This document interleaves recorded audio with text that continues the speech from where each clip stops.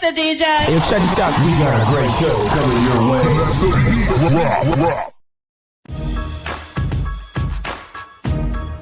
From the ECSI Sports Studios, it's the Midday Market Report with Jeff Dawson.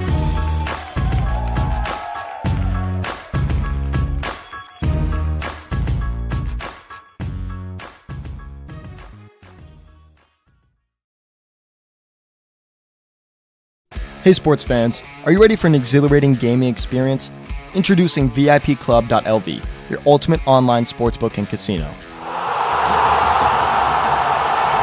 VIPclub.lv offers a vast selection of sports, from football and basketball to tennis and baseball. Bet on your favorite teams and enjoy the thrill of the game. But that's not all. Our state-of-the-art online casino offers a dazzling array of games, including slots, blackjack, roulette, and live dealer tables. Win big with their fantastic promotions, rewards, and exclusive offers. Join VIPclub.lv today and get a generous 200% match welcome bonus to start your winning streak. And make sure to use code ECSI at sign-up.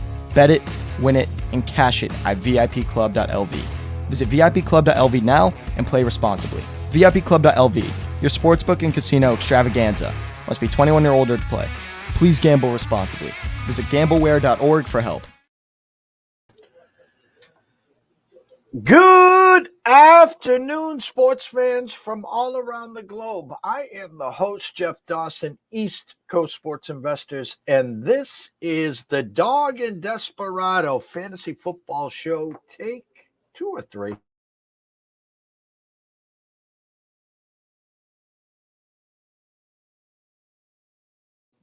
There we go again. As we're still struggling with the damn internet. My co-host here, Shawn Childs, Hall of Famer in the NFFC, NFBC. Our goal is very simple, to get you caught up to speed, to get you ready for the drafts, Underdog, DraftKings, NFFC, Yahoo, ESPN, your locals, whatever it is. Shawn does all the work, does all the projections, has a lot of insight, and he's been doing this forever, like myself. So everyone watching and listening, grab a pen, grab a pad. You can ask away for any questions. Our goal today is to talk about the last 2 weeks, talk about injuries, talk about Dalvin Cook, who still hasn't signed, and a few others that haven't signed. And then some current moves in the ADPs, a couple players Shawn must drafts. And then we're going to break down, he's in the middle of hundreds of underdog drafts, and we're going to dig deep into some of his drafts and his strategies to help you all along there. Quick shout out to our new sponsor, VIPclub.lv. Please, please, please use ECSI at the checkout. Tell them JD sent you, and they'll take good care of you. So without further ado, let's bring him in, Mr. Shawn Childs. Mr. Dawson, what's going on? What's going on, sir? How goes the battle? Getting there. Oh, the heat of the best ball war room of, I think I've got my 150 underdog things entered. Some of them are just started in the last couple of days, and I've lost about 23 of them. So the next 10 days going to be kind of busy, and hopefully they trend down, and I got to get about 25 of the DraftKings on, and then move on to the real stuff, the season-long games where you don't have as many darts to bet your opinion. Well, for people that are really not up to speed in Underdog and DraftKings, you and I have been playing the NFFC for 20 years.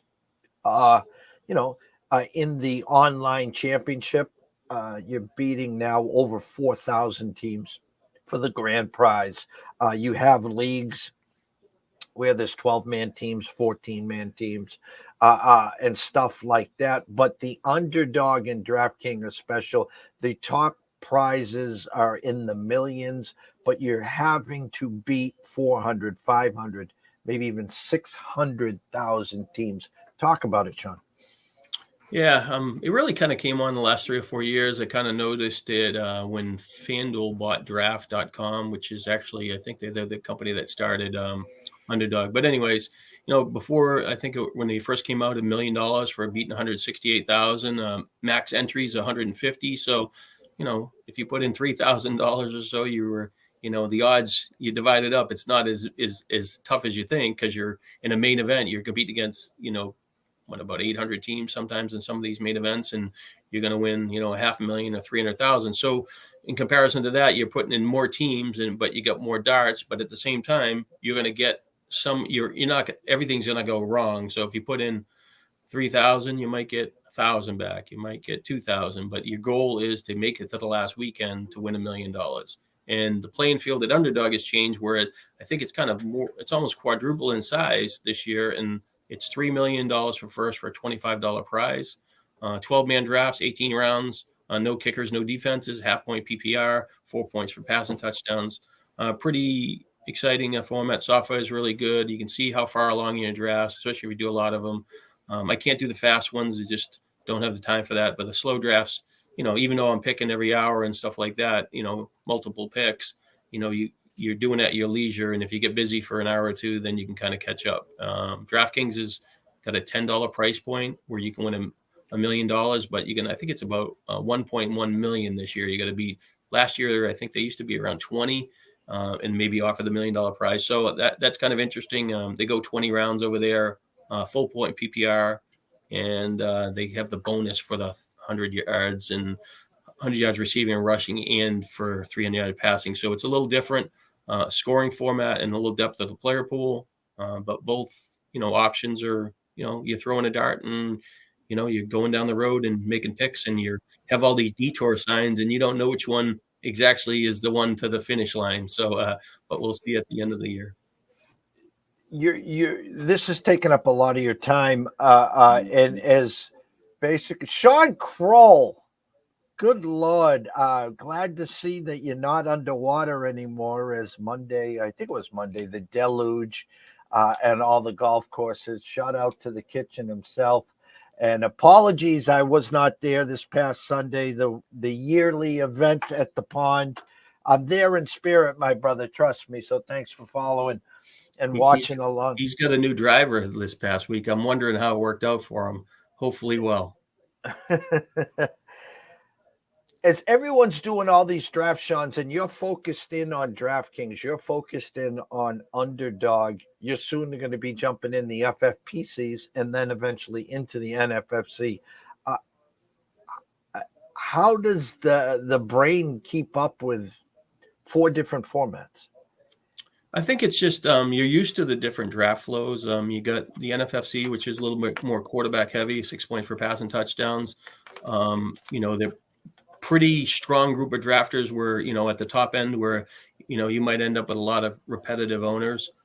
So the drafts kind of change where the quarterbacks are pushed up and, wide receivers get respected. And the Fantasy Football World Championship, it has an extra flex position. So it's 3 wide receivers, 2 flex drafts. And I don't draft a lot of them. I do work for them, but they, the wide receivers are really a premium. So you just got to mentally get a head around of, the running backs are going to fall and where you can catch the values. And if you go wide receiver strong, what you can do. And the same things at the NFFC, you got to trade off, if I take in a quarterback, what are you getting? Is there enough cheats? So you just got to, it's kind of a mental picture. And then the FFPC is the 1.5 point for 1.5 point for tight end catches. So it's a really tricky dynamic. So a lot of times it makes more tight ends comparable to wide receivers, but that at some point they're going to drop off. And so when do you want to get in? When do you want to get off?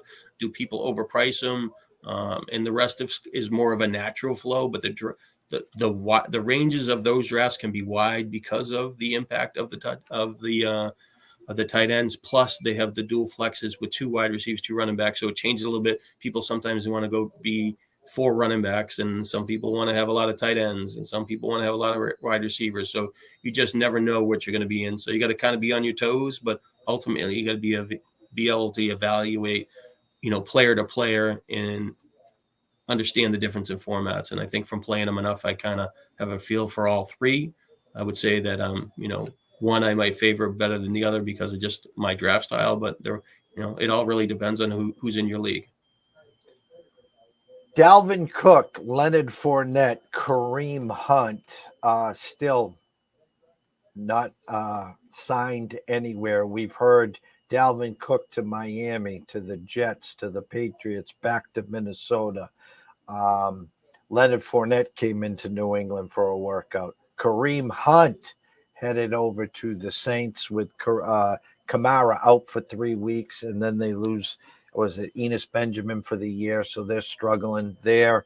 As you're drafting and still haven't dove into the regular season longs, has this affected your draft style, or have you found value in, say, a Dalvin Cook that he slid to you, and there's a certain price point, or mentally you have a feeling where he might be going?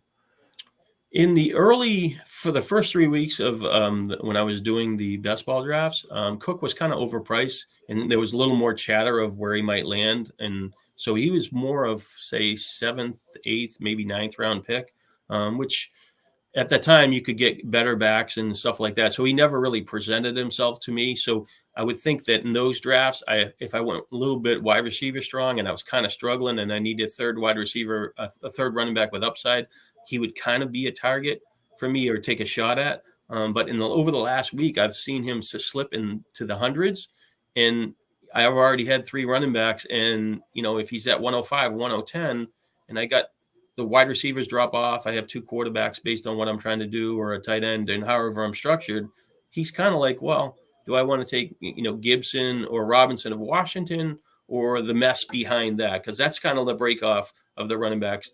Those 2 guys, Gibson and Robinson, are kind of, both of them could be okay, but they kind of splitting roles. And then after that, you're kind of taking backups or handcuffing backs. And so Cook has now fallen in that area. And so he's a natural, if he ends up back in Minnesota and you're getting him late, that's pretty good. If another running back drops in the next 2 or 3 weeks in the preseason, you would think that he would be the first option. The only other one earlier, Elliott was going late enough where you figured he might end up on Dallas or maybe ends up somewhere. He's late enough to take a shot. Hunt and Fournette generally don't get drafted in those best ball formats, but Hunt, I was tempted. I had Kamara and I had taken the Miller guy, and then that news came, and then Hunt I'm like, I can't take a third running back on that thing, and then he didn't end up staying there. But generally, I haven't added him. It's hard to. I think they'll end up on teams, but you don't know where. But you're trying to structure your team with players you like, and without knowing exactly what their role or opportunity are, I've kind of faded the back end of those 2 anyways. Barkley back at camp, signs the 1-year deal. Josh Jacobs and Jonathan Taylor outside looking in. I have no shares currently of Josh Jacobs. I have been biting into the Taylor slide, even though I saw him go in the 3rd round yesterday. And I was talking to our good friend Rick Thomas this morning about this. Here's what I'm afraid of. Lots of times these guys get into camp week 3.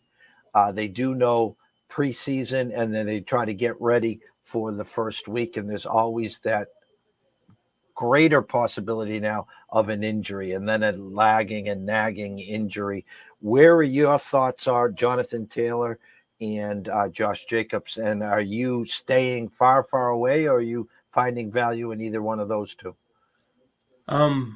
The price point I'm playing at, like if you're doing a 350 or a main event or something, and you're taking Taylor or Jacobs, I mean, you've got a different commitment there. When you're doing a best ball and you're trying to beat a bunch of people, and they're giving you Taylor sliding into the 3rd round, when you're picking with Chase and you get another receiver or whatever, he kind of makes sense to gamble. I mean, even if I took him 5 times, am I losing on DraftKings $50, another one 100? So, and then you have different combinations of those players, so you're trying to mix it up too. So, as far as Taylor, it seems like he wants a contract. Seems like he's not too fully recovered, but I think he is. So I don't really know the situation, but that he's a lot better player than where he's getting drafted. Changing offense with a running quarterback is definitely going to change things, but I think that he's kind of, falls into the value, but it really depends on your investment. And fortunately for me, most of my higher dollar leagues, I'll have more information in 2 or 3 weeks when I do it. As far as Jacobs, I'm in the same camp with you. No matter what, I won't draft him. I was watching my friend Kimra drafted. It was her first FFWC. And he was late in the 3rd round. He was great last year. And she, I won with Le'Veon Bell when he slid, when he was getting suspended for 3 games and discounted. And he's, viewing Jacobs as a discount. But, he's got the holdout, not going to get paid. He had a really high volume season, and like you said about potential of injury from not being in camp and stuff like that. So I will not take him, but at the same time, I haven't drafted Zamir White, figuring he's an opportunity just in case. I don't want to end up with White, who's got a minimum role, and then Jacobs ended back there, even though White's going as like this, almost the sixth running back, in DraftKings anyway. So Jacobs, if he moves up and he signs, I'll see where he ends up. I'll make a decision, but right now I need to see him there. I can't be drafting him and he's going to miss games or miss time and invite injuries, because he did touch the ball a ton, and you're buying him after a peak season. So I think he definitely would have a natural regression for me. Got your email today. If you're not a subscriber, please go find Shawn at www.fantasyanalysis.substack.com. Sign up. Great daily information for fantasy and for the dailies coming up, which you and I, hopefully this season, will be talking about every week on how we're going to win $1 million on DraftKings. But your email today, 2 musts: buy in the sizzle, buy in the rise. And I like both players. If you want my honest to God truth, the second player that you're going to talk about, I kind of put him in the Michael Pittman 2.0, because last year's 2 guys that flew up the charts were Pittman and Gabe Davis. Now, Gabe Davis, high ankle sprain week 1. So there was a reason why. Pittman, obviously the quarterback play in Indy stunk, just didn't even come close to his ADP value. But you got 2 guys that are must drafts in your eyes. So take it away. The stage is yours. Calvin Ridley and Jamar Gibbs are the players, and they're not, believe me, I'm not the only one. Everybody's, generally most people are in their camps that they're going to have pretty special years. There is some that are that can't see Gibbs getting enough catches or enough touches, and they don't see the potential of the split there. And there's other people, where they think that Ridley with his, the tight end and 2 other receivers to split the ball, it's just not going to get divided up there. But for me, Ridley is by far the best route runner. He's the fastest.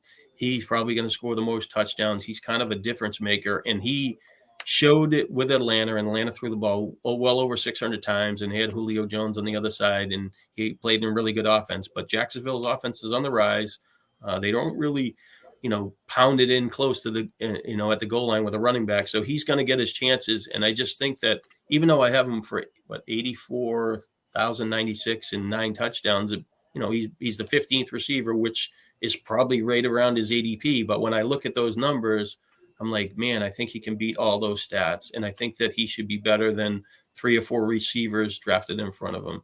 And I guess that, I continue to focus on the Olave thing, because I just think that Ridley can score more than Olave. I'm concerned about Thomas. So for me, like I said, it's pretty easy. I would take Ridley over Olave. And I have no problem if somebody moves him up into the second round, in front of T. Higgins or Metcalf. And I actually think Metcalf has actually got the potential to push into a wide receiver, the higher up the wide receiver 1 chain. And, because he has the size and he can score. And, second year with Geno, and, Geno still has to prove it. So Ridley is a guy that's, when you start a wide receiver, and he's your third wide receiver, he fits right into Jeff Dawson's wheelhouse. But, but you don't feel like you're overpaying when you do that. But if you take him as a wide receiver 2 and you got a running back, you feel kind of like, well, maybe somebody, would you take him over Keenan Allen? 100. Keenan Allen, brittle. I have no luck with Keenan Allen. So, yeah, I would take him over. Here's my part. Amari Cooper? Amari Cooper disappears. Here's my problem, because I'm going to give you a name right now, and then I want you to sell me on why you're taking him over Jerry Jeudy. Well, Jerry Jeudy goes behind him generally, and when I'm doing it, there's a chance you could get both. And now when you're playing in the NFFC, that is almost impossible unless you're picking from maybe at the back end of their draft, and they have the 3 RR, so it reverses in the 3rd round. So you would have to push one of them up into the 3rd round. So you might be able to go, Jefferson, Ridley or Judy, and maybe one, you have to decide which one you think can make it to the end of the third round. So I think that it, depending on the format, it could. Judy, I guess overall, I think that the passing game in Jacksonville is in a better place for me. I think that Sutton should be better, but they don't really, the tight end's not there. The running back is coming off injury, and I do like him a lot. The change of Peyton. So I think Jacksonville, if Kirk can get that high, and last year, none of us probably expected him to do what he did, right? We didn't expect Evan Ingram to do what he did. We didn't expect Zay Jones to do what he did. So they all overperformed in that offense. And now you have a kind of a dynamic playmaker in that offense. What's going to happen is Ridley going to be better than he was? So I think Ridley, Judy's pretty enticing for sure. But I do own a lot of shares of both of them. So when you're talking NFFC, and then so in my head, the spot is coming down in the end of the second round, Devontae Smith, Jalen Waddle, or vice versa. Then there's that T. Higgins. Does he go 2-12, or does he get back to 3-1? You're willing to move Ridley now in front of T. Higgins, but not in front of Waddle or Devontae Smith, correct? I would be tempted in front of Waddle. It's not that I don't think Waddle is going to be good. It's just, I guess the Tua thing bothers me, with the concussions and stuff like that. So I just think, but Devontae Smith's pretty solid, and that offense is going to be pretty good, and it's pretty, how they're going to divide up the passing pie there, but they are going to score a lot of rushing touchdowns. I like his progression. So whatever he did last year, I think that we can kind of think of that as him type of player, maybe improve a little bit off of that, or be in that range. So Ridley has to get there. So I just in general, I would think that I would put him behind Smith. Miami, Waddle, kind of possession guy the first year, a lot of catches, but short yards. Last year, more big plays, didn't get as many touchdowns. So he has that dynamic to, put it all together and have both. And I think Tua is definitely a capable quarterback, and him and Hill are depending on him having success, because, they definitely would step back. So, I haven't drafted Ridley in front of him, but, it depends on the team structure and what I'm doing. And like I said, he's more probably Olave and I know Olave goes, he might even go in front of those guys sometimes. So he's the guy I would move up, and then Metcalf sometimes, and I do like Metcalf too. So it's kind of I guess it depends on if you got Cooper Kupp and you take somebody, or if you got Jefferson, you might feel better about one to take a little bit of, you're looking for the safe zone with upside. I mean, it's weird how those inner dynamics of those receivers kind of change your thought process sometimes. And you talk about structure, the 3RR in the NFFC, and then, the some guys that will go 3 straight wide receivers. Some guys will go 3 straight running backs. Some will get early on the quarterback and tight end. So the difference is, if you were fortunate enough to pick up front and you got a Jefferson or a Chase, and then you added let's say a Waddle or a Devontae Smith, or even, we'll just say that. And then when it comes back to you at 36, 37, if for some reason Ridley and Judy are there, they make amazing 3s and 4s versus, all right, I went McCaffrey, I went Tony Pollard, and then Ridley's my 1, correct? Yeah. I mean, it's a different look. And it's definitely, when, my head's wrapped around underdog a lot because of half point PPR, and then the other one's a PPR. So it's like that added, they have added value there. So, and especially where there is some probably better opportunities than expected at running back after the 4th round, but there's also a handful of pitfalls that could trap you there. People, will take players, I'm actually finishing up the article of, probably 10 or 12 running backs in a range, and which one I think is going to be the chance to be the most undervalued. But you can it's pretty telling to me when I look at it. There's some flaws in some backs, and people are still taking them, and they're correcting them more in the high stake market. But the other stuff is kind of trailing, because once those ADPs get set, people kind of rely on them, but there's a lot of movement in between that might be directly not change a guy going up 10 spots. He's kind of going up slowly, but he's really getting drafted 12 picks earlier than he was before. I'm looking at my check that I look at every morning in my studio, December 31st, 2017, $195,100, NFFC Classic and RotoWire Online Champions. Thanks on part to you, Scott Kelly, Kevin Goodrich.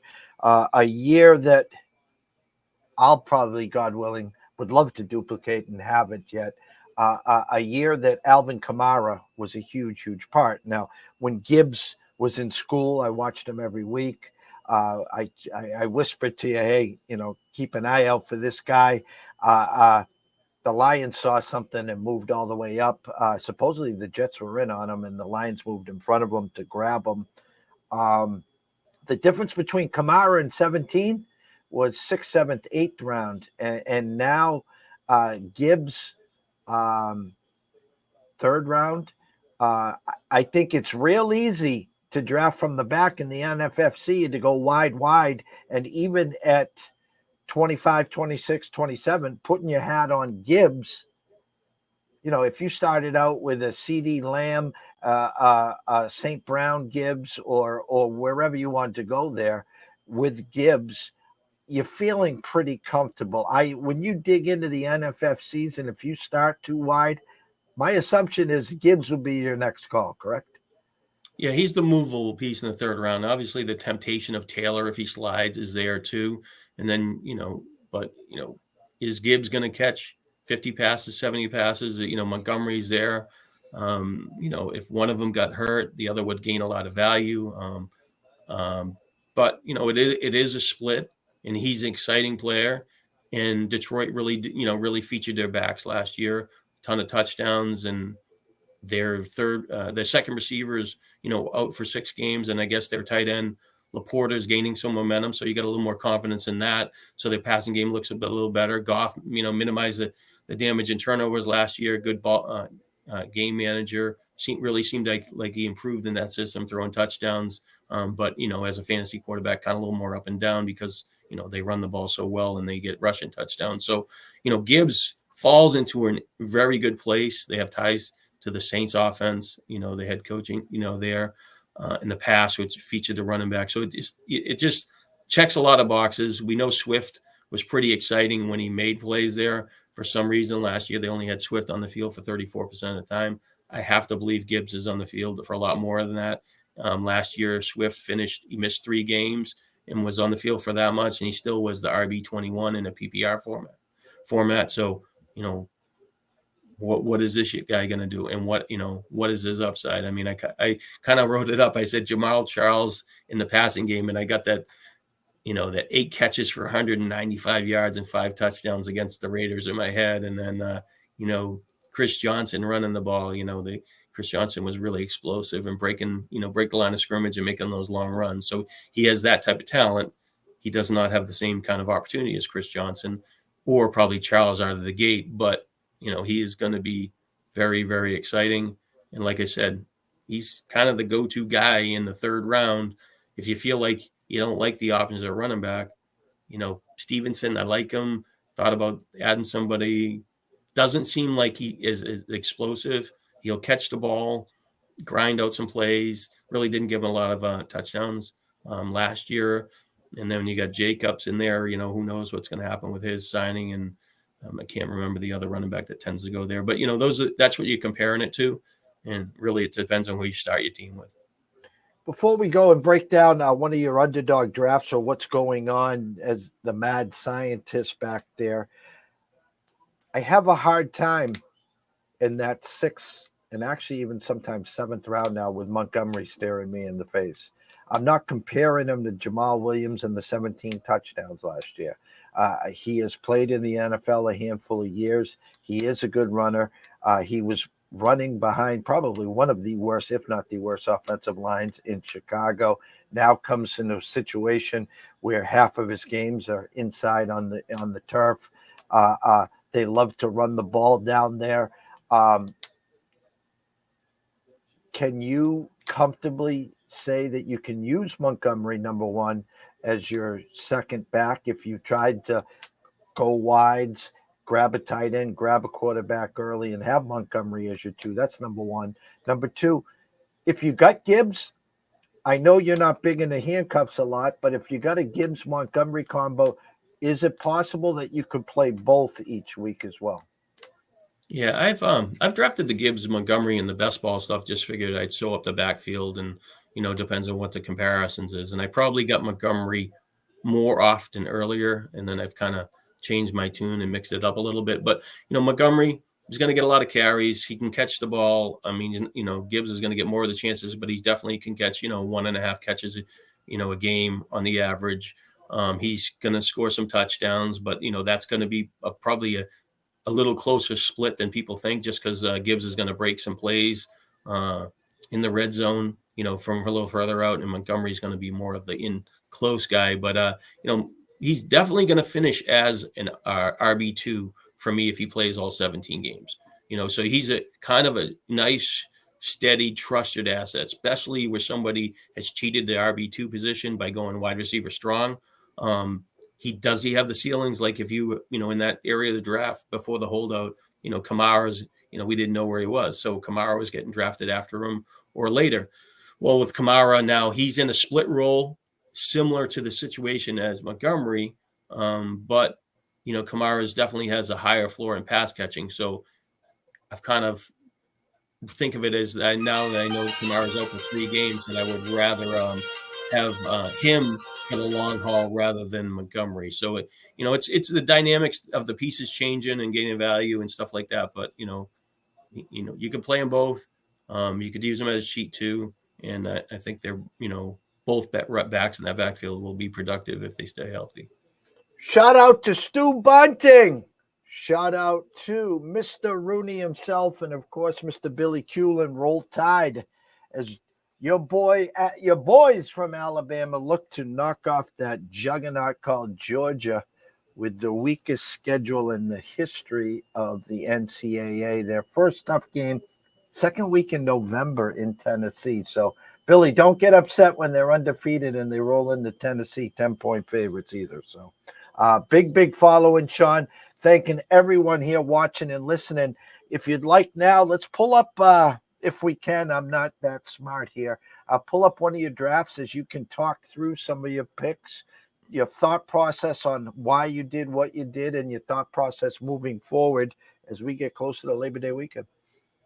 All right, let's see if we get this to work here. And then I think you gotta change the window for me.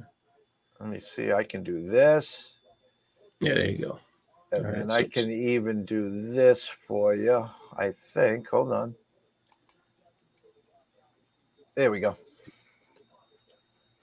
All right. So, so these drafts are, all over the board. I have so many going, and you pretty much, you're looking at, in the first 2 rounds, I mean, you're going to have some sort of shares, and everybody's going to have players hooked up with other players. And even in the 3rd round, they're going to kind of mix it up. So in this draft right here, I started with, Barkley and Diggs. I mean, you have the choice of when you have Diggs do you want to handcuff him with Allen, or do you want to go another direction? I don't really feel confident when I start my team with Diggs. I do like him. I just didn't like the way the end of last year, but I do want to have shares with him.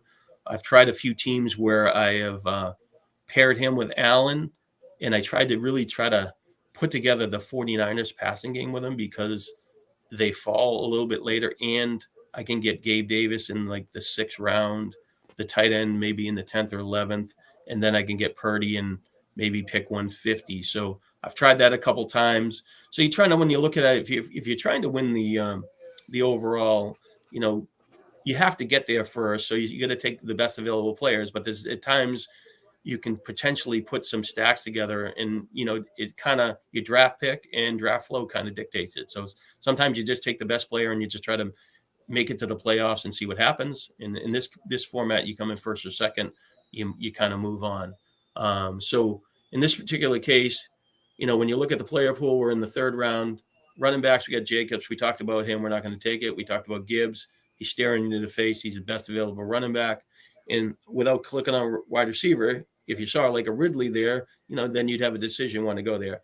I don't know for sure. I haven't looked at this draft, but I would think that he is already gone, because he's generally moved up from the back end. So We go to them, to the wide receivers, and we got Cooper, Samuel, Allen, Judy. So, I mean, just from talking to you and doing, what I like and what you like, I mean, the natural pick on this team for me would be Gibbs.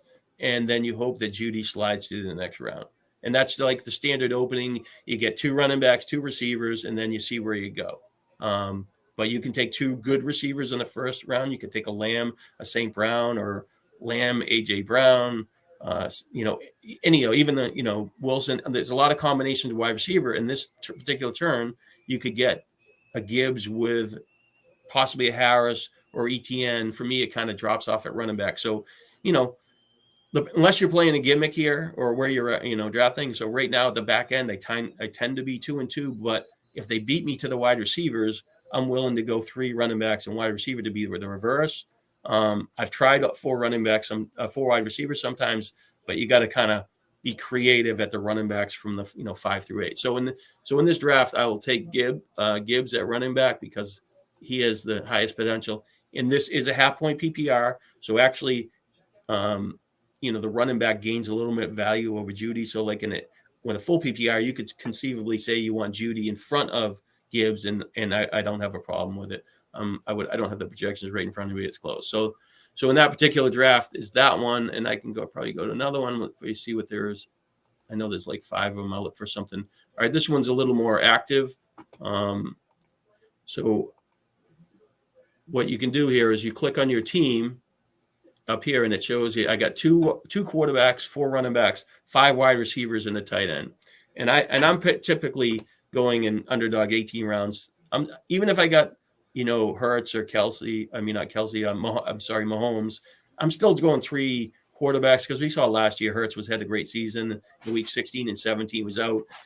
Injuries sometimes happen to quarterback. You just don't want to have a good team and then not have anybody. So even if the other guy just barely does anything, he's not going to contribute that much. But in the last couple of rounds, even some of those receivers you're taking, like how many games are they going to chip in as well? Are they going to be 2 or 3? Do they get a job that you really got to be able to see somebody late that's going to be impactful? So this was a Fields team with a Geno Smith. So I'm hoping, without looking at the receivers, that I hooked him up some way. We got the same thing where you got, Gibbs, Barkley, Javonte Williams. So, and we talked about Dalvin Cook. So his ADP now is about 95. I got him at pick 104. So that means that the wide receivers kind of dropped for me. And I just figured I'd take the upside there and kind of thing. So I started with Stephon Diggs. Hopkins was probably the fall off. Michael Thomas, Mooney, and Hyatt. I did not get DJ Moore probably in the 4-5 turn. So, earlier, I think you could get that combination a lot. I've tried it a couple times. And you take the wide receiver first, the quarterback doesn't make it. It really works better if you got Jefferson or Chase, if you want to go that route, because it's a shorter turn. But it's an intriguing combo because in this format, Fields is going to have some explosive games. And if you compare him with another really good quarterback, it could really work out well for you. But if I want him, I know his running ability sets a high floor. I still want to get, his secondary receivers if possible. So a tight end, I'm pretty on a tight window with the tight ends. I'm taking Kelsey with, Mahomes when I have him, and I've taken only 1 or 2 teams where I've taken Kelsey and gone elsewhere. I don't have Andrews because Lamar Jackson and Andrews, in order to pair them up for me, you got to take them with Jefferson really on that 1-2 turn. It's really kind of tricky. So it's not like they ever make it to the back of the 3-4 and you feel like you could get a value. I've had Jackson make it back all the way to the 4th round once, and I picked him up just to be different. But the flow's there. So I've got enough shares of Kittle and Goddard from Philadelphia. So I wanted to make sure I got some of Waller. And the problem when you take Waller for what I'm trying to do, he has bye week 13, and I like Kmet, who goes with the Bears offense really well. But I think he's a fair price point there. But I've also gravitated to the Michael Mayer as the 3rd tight end. I think he's overlooked in this format. He's really low in this, but I'll take him way above the ADP because I don't like the back ends. But he has bye week 13. So when you have Waller, it kind of gets sticky. So in this draft, Laporta actually slid to 150, which is probably later than he normally would. So I felt like kind of fortunate that I could get that other tight end to have a different bye week. So now when I'm on the clock, I'm like, well, I got 4 running backs. I'm only going to take 5 in this format. So we got Jerome Ford back up for Cleveland hurt. Elliott doesn't have a job. Spears limited playing time in Tennessee. Edwards, Zamir White, I talked about. Hunt, Fournette, Patterson. Chad Brown's probably intriguing with Mixon. I do pair those two together when I have the chance. But I'm willing to gamble at Clyde Edwards-Helaire, and he has an ADP of 204. So now I'm like, all right, if I want to go at running back, it's more of taking a shot on the Kansas City offense than loving the player. I think I like my backs, and if he hits there. So we shift to the wide receiver position. Pierce, second, third receiver for Indy for running quarterback, not too exciting. Shaheed for New Orleans, played pretty well last year, a little banged up, but, he's really – I don't think he's a clear-cut wide receiver 3. I like Perry, and I think with Thomas there, it changes things. So he's nicked up. I'm not going to take him. I think Samuel's interesting, and he's kind of the guy, like, when I'm taking a guy, I got to beat Samuel. His ADP is right on the number. Campbell, part of the Giants. I guess I don't take him. I take the Hyatt guy a lot. Shakir with Buffalo, Renfro. So I don't need a tight end. So now I got to drop back into the wide quarterback and say, well, what am I going to have at the third quarterback? So we got Young, Stroud, Howell, Tannehill, Garoppolo, Ryder, and Mac Jones. And I've actually, because I've ended up with Schuster a lot, I've taken Mac Jones late. So it's kind of I'm probably in in-between mode where I could take, any receiver I wanted here and wait for Clyde Edwards-Helaire, and then probably wait on the quarterback position and get who I want. So I guess I will go to the wide receiver position, and I'm going to dip a little further down and see if there's somebody that's there. And like the Menchie guy of Houston would be interesting. There really isn't much that I like. So I think I'll play it safe and take Samuel there. So go scroll down a little more, Shawn. He had a decent night last night. He's gaining some steam right there for a second. Give me what was your write-up on Tank Dell? Tank Dell, I am very intrigued by him. I have Tank Dell so many times as the 8th receiver in this format. I think last night, there was a few drafts that happened after that game, so he moved up, say, 2 rounds. But, we've got a young, interesting quarterback in Houston. And Menchie and Dell, I think, are going to be the intriguing, fast, quick receivers to kind of progress forward in that game. I know people like Collins a lot. But I still think of him as more of kind of a big play, a bigger guy, more in the like a 50 catch guy for me, and maybe big. I don't think of him as the short area, get all those short catches and you get to 70 or so, and then you got Robert Woods as the other receiver there, right? So I think that Woods is there, right? Yeah, Houston. So I haven't taken Woods, even though he's got the proven resume. I guess I shouldn't be dismissing him because realistically, Houston plays Tennessee twice over the last couple games, which might be a favorable matchup. And there's kind of a revenge factor where Hopkins is playing against his former team. So that's kind of interesting. So I do look as the 8th receiver a lot. And that's kind of like, Corey Davis is there, and with Rodgers, he's kind of like the 2-3 receiver. He's there a lot, and Dell. And I think if you get beat and those are gone and they move them up, I think you got to kind of be creative. Like Marshall's okay. I guess I don't see Woods make it to my last pick a lot because this draft goes to pick 260 and the other one goes to 240, so it's a little bit deeper. It's Dell's interesting. He scored last night. I guess you would like to have seen him catch that touchdown a little cleaner. But is Allen Robinson alive? In other words, he had flashes. Didn't do anything last year. Now with Pittsburgh, no one's talking about Pickett. He's got one of the best young wide receivers in the game with Pickens. Deontay Johnson with 149 targets last year. They add Darnell Washington from Georgia, the big tight end. Obviously, they have Frymouth. They have Najee Harris. Is there a point where he's worth the swing, or there's just not enough balls over there for him? I mean, he struggled in a pretty good offense last year. and he just kind of didn't get it done. I didn't think there was enough excitement for me. And with the front two guys, pretty good players and can command looks, he's not in my thought process. And I think I saw a blurb in the last couple of days that is it Calvin Austin is something, and maybe he opened up in the slot or something, that or open up as their third receiver. So he's kind of the guy, more of an insurance policy, I guess. Needs to show it. Maybe he can be revived there, but I'm not gonna fight for him in the back end. And when you're playing in the NFFC best balls and you're going 30 rounds or something like that, your decision in taking him is compared to whatever's at that level when you take him. So, I haven't had to be that deep where he was been in play for me, but I mean, he's been, high enough resume where he would chip in. And if Pittsburgh could throw the ball like the years when Roethlisberger was there, when they threw it a bunch of times and this well into 600s, I mean, it would create more for their wide receiver 3, even with a good 2 top wide receivers and a tight end. So, but I'm not in this camp. Let me stay there for a second, Shawn.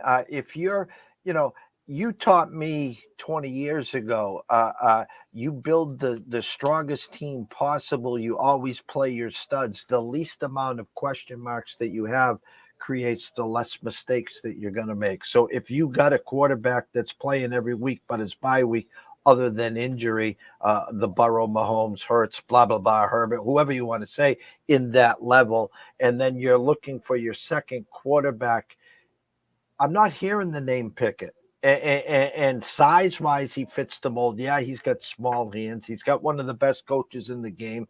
There is an opportunity with his wide receivers, with the key players around him. Are you comfortable in a season-long NFFC or some of the other leagues that you play with Pickett as your number 2? No. Okay. I don't. I think I would. I think that the quarterback position runs deep enough that I wouldn't want to go that far down. I would, depending. I mean, if I'm in the top 4, I guess have a little more flexibility on building my depth. But if I'm in that range of where, I have a Fields, I have a Watson or somebody else, where I have the quarterbacks ranked, that I would probably gravitate to Cousins as a second one, or maybe Geno Smith with the 3 wide receivers. I don't mind having a second, if I got a passing quarterback, to have like a Daniel Jones as a runner that could improve as a passer. And, there's enough cases, in between, Aaron Rodgers, he's going to make that offense better. Russell Wilson, Peyton, so there's enough things where I just don't know if Pickett, he's going to have to deliver touchdowns. And then as much as their receiver that makes the big plays there, Pickens, you know what? You can make all you want, all these plays when the guy's all draped over you, but you know what? Get open by a couple of steps too, beat your guy. I appreciate the tough catches, but there's got to be some easy catches along the way. And I think he's talented and he will, have those plays. But when you see the highlights, they show that kind of stuff. And it's like, all right, he caught it. I get it. But the guy was covering you pretty well. That's a 50-50 ball most of the time. You go to one more draft, see where you're at, see if you can walk us through something. All right. So let's see where we're at. I'll go, see if this one's probably in the 4th round. Yeah, it's probably in the same area of the draft. That doesn't make any sense. Let's go here. So this one I'm 9 players in, and I tend to have, and I just fell on a Fields team again. So this one I started with Robinson, Gibbs, Williams, and Cook. So I got four running backs. Same thing. Cook slid into the 4th round. I'm working on an article and to talk about Williams. His ADP, and this is 80. I took him 66. I'm moving him in front of it. Gibbs, same thing. He's, going in, on that turn, in Robinson. So I don't have that combination, Robinson, Gibbs, and I sit. So this is the St. Brown, I took. So St. Brown, Hopkins, Sky Moore, Thomas. So I got a piece of the Kansas City offense, and I will take Rashee Rice with Moore a lot, figuring if one of the 2 hits with Kansas City.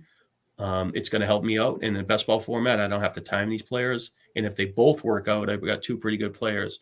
So I have them a lot. I do, if I have the decision between Michael Thomas and Sky Moore, I gravitate more towards Thomas because I think I can say that I think he can catch 80 passes if he plays the whole season. But, he's missed 3 years in this speculation, but that's another story for another article or whatever. But, Hopkins, just a solid receiver, kind of drops off in the middle of the fourth round where you really, somebody doesn't stand out. I guess, Christian Watson probably there or something like that, but I'm kind of, I'm not in this camp. So I've only drafted him once, but that's like I said. So the running backs look pretty good. Let me interject because I was going to on the last team with your running back situation there. I already know one of the answers, but when I draft Javonte Williams, I am doing everything in my power to get P. Ryan. I liked him in Cincinnati. I think he brings a lot to the table. I know your answer, especially with Bijan.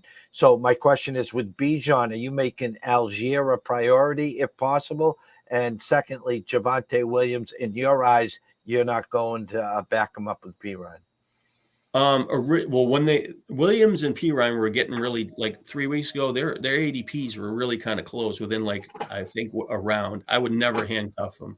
I thought all along that Williams, the reports were pretty positive. He had 11 months to get ready.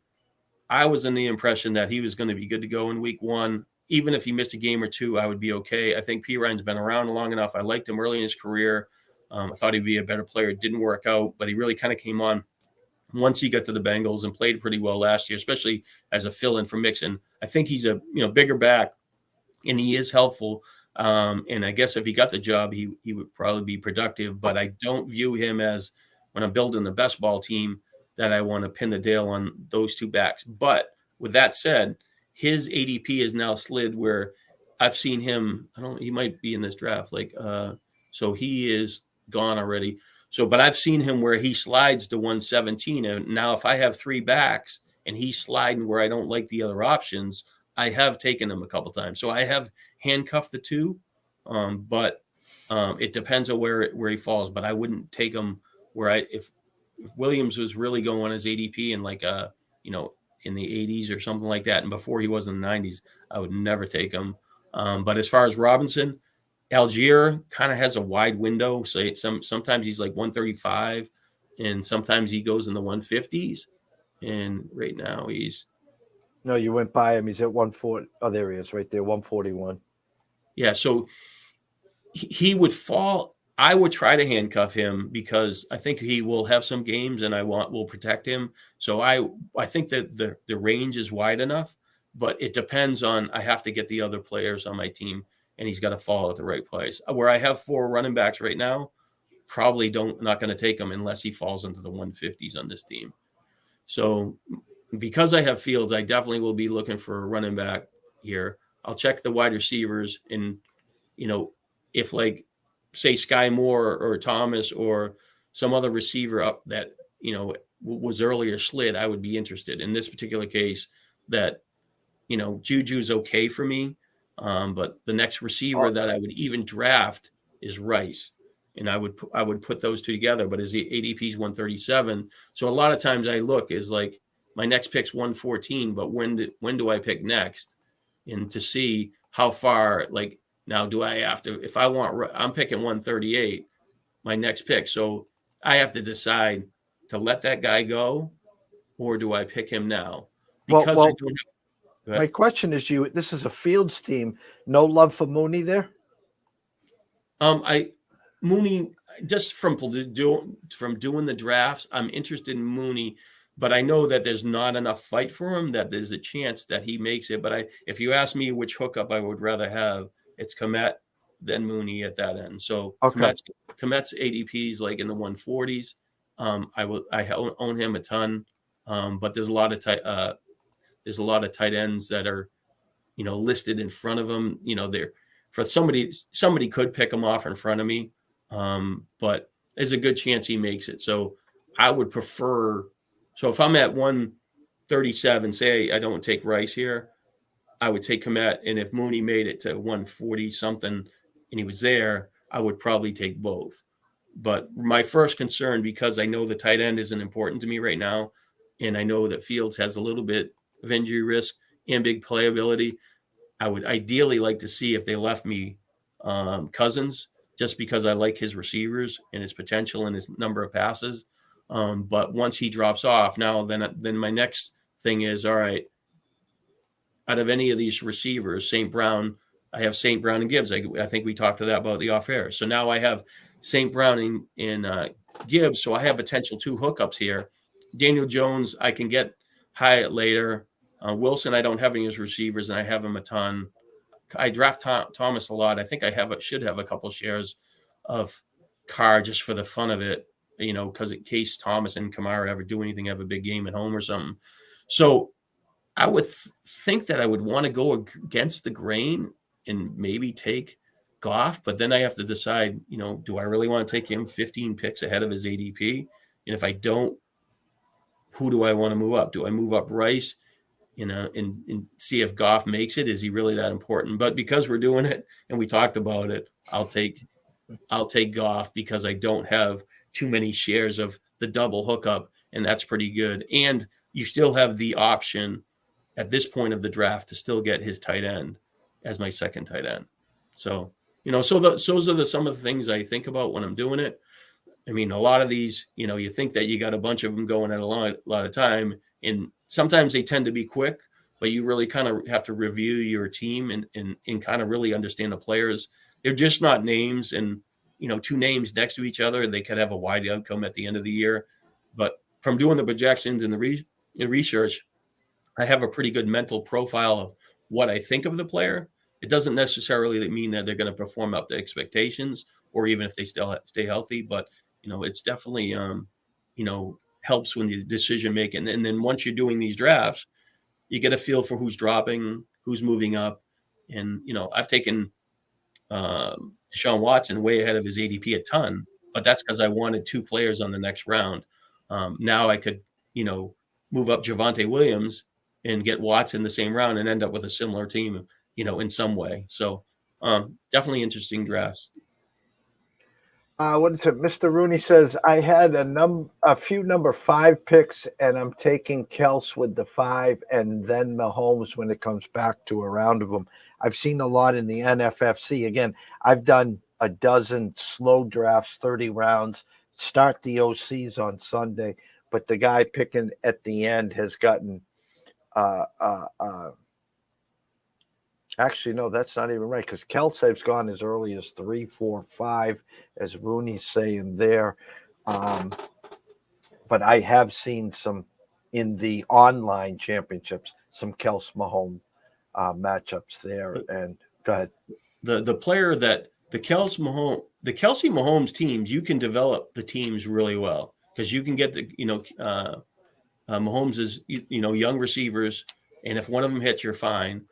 You fall into a range where the backs fall, and you can naturally get a progression with the wide receivers, and you can kind of pick and choose. You want to, if you like those 2 Pittsburgh receivers, you might be able to get both of them or one of them. You could go for the San Francisco thing, which I've talked about, where I've tried to just want to have a piece of that offense. You could get Seattle's receivers, and you can get, a value at a couple of running backs. So I think the Mahomes Kelsey thing in other years past, even in the NFFC, he might frown upon it, but in this particular format, underdog, you definitely can execute. But the guy that you want to move up, if you want to take a chance as a pick 4 and try to develop a Philadelphia, it's AJ Brown, because you can get him with Smith. And if somebody will give you Hurts in the next round, you got the 3 of them, and they have a really good schedule at the end of the year. Plus, you got a really good team. So I've tried to do that 3 or 4 times. I think I've executed it twice. I know one of them for sure is with Ayuk, and I might have moved. I took those 3, Ayuk, and I might have moved up Kittle, and then I tried another line. So, like I said, it's more when you're playing this stuff is how can you be a little bit, you want to put the best team and make it, but how can you have a good team and kind of diversify a little bit against the grain? So I think AJ Brown was an interesting guy to move up, especially with, after Cooper Kupp was a little banged up, after the first 3 go, who do you want to take? I've got enough Eckler. I've got, enough of everybody in the first round. So an interesting concept there. Well, we take a 2-second start, and next thing you know, we're an hour deep. Next week, what we'll do is we'll get everyone caught up to speed. Maybe Dalvin is signed. Maybe Zeke is signed. Maybe a few of the others. Kareem Hunt has found a home. We'll catch up to the ADPs. We'll go over the first week, any injuries. And then next week, we'll dig in maybe to a DraftKings. This next week will be the 18th. We'll only be a couple weeks away from Labor Day. I'll probably have 1 or 2 NFFC OCs in the books that I can bounce off of you as well. Scroll has been going the whole time. Can go follow Shawn on Twitter at Shawn_Childs at Full-Time Fantasy. Go check him out at fantasyanalysis.substack.com. Shawn, closing thoughts, my brother. Well, I guess there's a lot of football games this weekend, so the excitement begins, but we also invite some injury risk, but we also invite some players to jump up the draft boards if they play well, or potentially if somebody could slide a little bit. So it will be very interesting, especially in the second week of the preseason, because I don't expect many players to play in the last game. So the second week of the preseason is showtime for some of the players to get excited about. Shout out to, there was a bunch of you guys here. Shout out to Sean Kroll, Stuart Bunting, Robert Rooney. Who else do we got here? Billy Hewlin, Denzel, Diesel, what is up? Newbie in the house. Thank you all for watching. We'll be here the same time next week, 1 o'clock. Till then, everyone go follow Shawn on Twitter. Go check him out, please. Go subscribe. We've been doing this forever. This gentleman has had 3 swings in the DraftKings $1 Million Maker at the end of the year. He knows what he's talking about. He's a Hall of Famer in the NFFC, NFBC. Myself, 2-time national champ. I'm waiting to get one more of these so I can drop the mic and enjoy the back nine. But that's why we're here. We're here to educate, a little entertainment. Any questions, comments, concerns, come follow us. Ask us a question, DM if you're too shy here. So for myself, Jeff Dawson at EC Sports Invest, from Shawn Childs at Shawn_Childs and Full-Time Fantasy. Everyone, enjoy the weekend. Have a blessed day. And we'll catch up to you guys real soon.